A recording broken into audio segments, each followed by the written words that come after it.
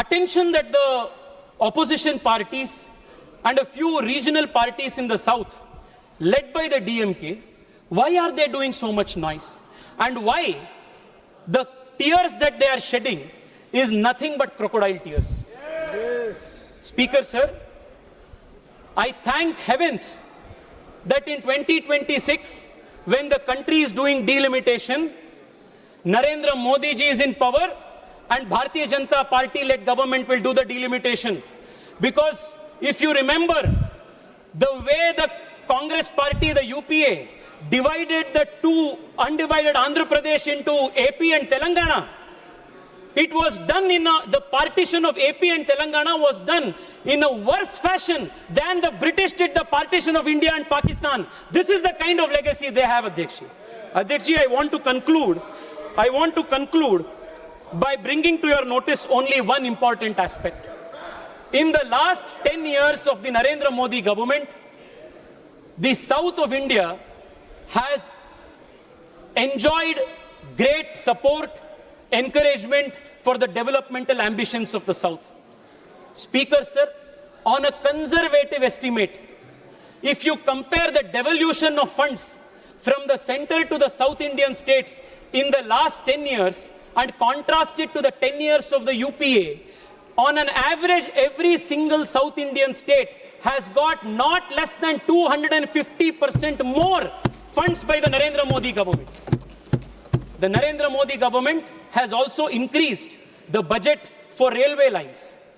మెదడు జ్ఞానం లేక తెలంగాణ విభజనను పాకిస్తాన్ భారత విభజనతోటి పోల్చి ఈరోజు ఈ భారతదేశంలో ప్రజాస్వామికంగా రాజ్యాంగ ప్రకారంగా లోక్సభ రాజ్యసభ పాస్ చేసినటువంటి బిల్లులను పార్లమెంటు వేదికగా అవమానపరుస్తుంటే తెలంగాణ నుంచి ఎంపికైన 8 మంది భారతీయ జనతా పార్టీల ఎంపీలు చీము నెత్తురు లేకుండా వాటిని విని ఎంజాయ్ చేసేటువంటి దౌర్భాగ్య పరిస్థితి వింటే తెలంగాణ తల్లి రోధించేటువంటి పరిస్థితి ఉంది. అలా ఏ మాత్రం బాధ్యత ఉన్నా తెలంగాణ రక్తమున్నా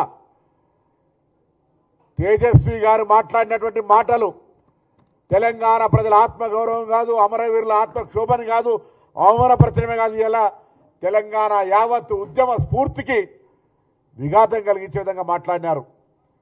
ఏ రాజ్యాంగంగా ఏర్పడలేదా? ఇంత పెద్ద దీర్ఘకాలిక ప్రజల ఆకాంక్షకు కాంగ్రెస్ పార్టీ నిర్ణయం తీసుకొని ఆనాడు భారతీయ జనతా పార్టీ కీర్తిశేషులు సుష్మా స్వరాజ్ గారు రాజ్యాంగ ప్రకారంగా పార్లమెంటులో మద్దతు ఇస్తే ఇవాళ ఈ యొక్క ప్రధానమంత్రి నుంచి మొదలుకొంటే మొన్నవరో తెలుగుదేశం ఆంధ్ర ఎంపీ కూడా పార్లమెంటు గురించి కూడా మాట్లాడుతూ ఉండే, తెలంగాణ విభజన గురించి మాట్లాడుతూ ఉండే.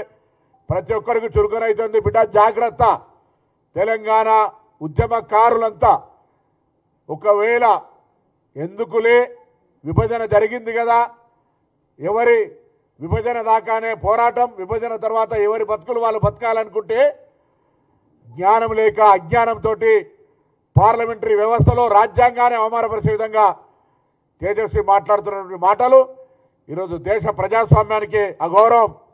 ప్రధానమంత్రి గారు కూడా వాటిని వినాలి. కాంగ్రెస్ పార్టీ మా నాయకుడు రాహుల్ గాంధీ గారు కూడా మెయిల్ చేశాం. అది పార్లమెంట్లో తొలగించేదాకా, ఆ పార్లమెంటు రికార్డుల నుంచి ఆ పదాలు తొలగించేదాకా డిమాండ్ చేయాలని కూడా కోరుతా ఉన్నాం. లోక్సభ స్పీకర్ స్వయంగా మా లేఖకు స్పందించి తెలంగాణ ప్రజల ఆత్మగౌరవానికి ప్రతీకగా లోక్సభ ద్వారా పాస్ అయినటువంటి బిల్లును అవహేళన చేస్తున్నటువంటి వ్యక్తుల పట్ల తగిన చర్య తీసుకొని రికార్డుల నుంచి తొలగించడమే కాకుండా అతని పార్లమెంటు సభ్యత్వాన్ని రద్దు చేయాలని కూడా ఈ సందర్భంగా డిమాండ్ చేస్తూ ఉన్నాం. లోక్సభలో డీలిమిటేషన్ అంశంపై జరుగుతున్నటువంటి చర్చ సందర్భంగా భారతీయ జనతా పార్టీ యువ ఎంపీ తేజస్వి సూర్య తెలంగాణ రాష్ట్ర ఏర్పాటును పాకిస్తాన్ విభజనతో పోల్చడం రాజ్యాంగ వ్యతిరేకం, మూర్ఖత్వం, తెలంగాణ ఉద్యమాన్ని అపహాస్యం చేసినట్టుగా భావించాలా? దీన్ని నిర్ద్వందంగా బీఆర్ఎస్ పార్టీ ఖండిస్తా ఉంది. భారతీయ జనతా పార్టీకి ఏమాత్రమైనా రాజ్యాంగం పైన ప్రజాస్వామ్య స్ఫూర్తి పైన, తెలంగాణ ఉద్యమం పైన ఒకవేళ కనుక గౌరవం ఉన్నట్టయితే వెంటనే తేజస్వి సూర్యను పార్లమెంట్ నుండి సస్పెండ్ చేయాలి. And BJP should make sure that Tejasvi Surya tenders an unconditional apology to the people of Telangana and also to the parliament. Telangana రాష్ట్ర ఏర్పాటు ఒక రాజ్యాంగబద్ధమైనటువంటి ఒక ప్రజాస్వామ్య ప్రక్రియ. భారత పార్లమెంటు ఆర్టికల్ 3 ద్వారా ఏర్పరచబడ్డటువంటి ఒక తెలంగాణ రాష్ట్రాన్ని ఇండియా పాకిస్తాన్ విభజనతో పోల్చడం, బ్రిటిష్ వాళ్ళు దేశ విభజన జరిపినట్టుగా భారత పార్లమెంట్ జరిపింది అని చెప్పి బ్రిటిష్ వాళ్లతో భారత పార్లమెంటును, భారత ప్రభుత్వాన్ని పోల్చడం అనేటువంటిది ఇది ముమ్మాటికి నేరం. రాజ్యాంగాన్ని అపహాస్యం చేసినట్టే, పార్లమెంట్ను అపహాస్యం చేసినట్టే. And that to being a learned MP, ruling పార్టీకి చెందినట్టు ఎంపీ ఈ రకంగా పార్లమెంటును, రాజ్యాంగాన్ని అపహాస్యం చేసే రీతిలో మాట్లాడటం, తులనాటం, బ్రిటిష్ వాళ్ళతో పోల్చడం అనేటువంటిది క్షమించరాని నేరం. ఆయనను వెంటనే పార్లమెంట్ నుండి సస్పెండ్ చేయించాలా, ఆయనతో అన్కండిషనల్ అపాలజీ చెప్పాలా, ఆయన పైన తగు బిఎన్ఎస్ఎస్ ప్రకారంగా శిక్ష పడే విధంగా తగిన కేసులు ఆయన పైన నమోదు చేయాలా అని చెప్పని మేము కేంద్ర ప్రభుత్వాన్ని కోరుతా ఉన్నాం. స్పీకర్ గారిని కోరుతా ఉన్నాను. తెలంగాణ మీద పదే పదే విషం జిమ్మడం అనేది బీజేపీ నాయకులకు అలవాటైంది. అది ప్రధానమంత్రి అయినా,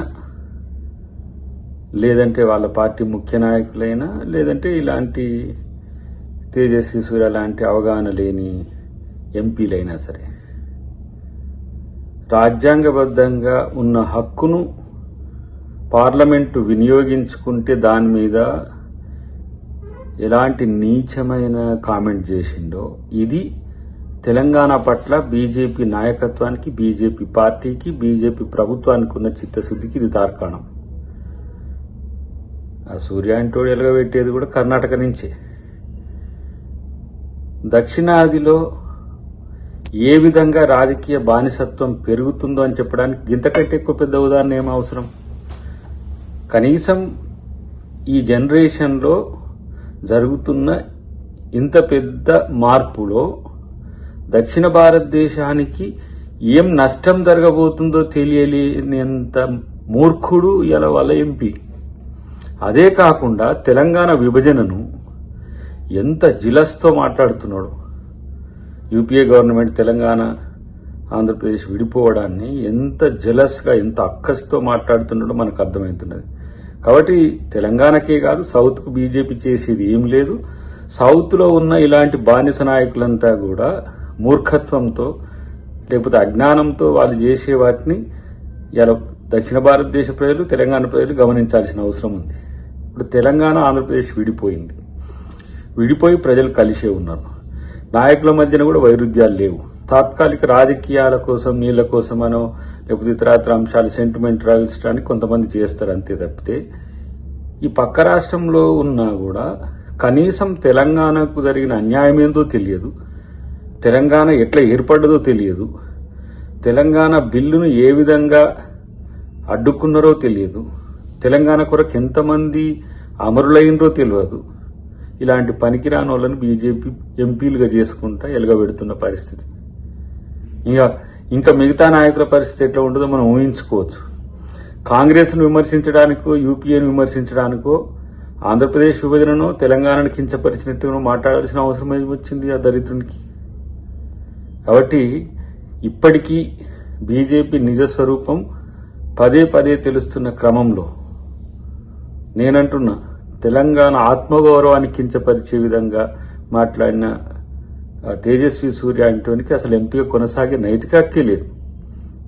వాళ్ళకి అయినా కూడా మనం ఎంత చెప్పినా కూడా సిగ్గు లేదు, లజ్జ లేదు, ఇట్లాంటి కామెంట్స్ చేస్తూనే ఉంటారు అనుకోండి. కాబట్టి ఇది బీజేపీ నాయకత్వం తెలంగాణలో ఉన్న వాళ్ళు కానీ, లేకపోతే ఆంధ్రప్రదేశ్లో ఉన్న వాళ్ళు కానీ ఈ కామెంట్ మీద మిన్నకుండడం అనేది మీ యొక్క బానిస మనస్తత్వానికి ఇంతకంటే ఎక్కువ తార్కాణం ఉండదు. ఎట్లాగో మీరు అనరు, మీకు ఒక అస్తిత్వము, ఆత్మగౌరవము, లేకపోతే ఇతరత్ర ఏమైనా తెలంగాణ ప్రాంతం పట్ల ప్రేమ, మక్కువ కాదు. మీ కెరీరే ముఖ్యం. మీకు దాని కొరకు బీజేపీ ఏం చేసినా భరించే స్థితికి మీరు దిగజారడం వల్లనే ఇలా తెలంగాణకు వచ్చే నిధులు రావట్లేదు, తెలంగాణ కొరకు కొట్టాడేటోడు లేడు.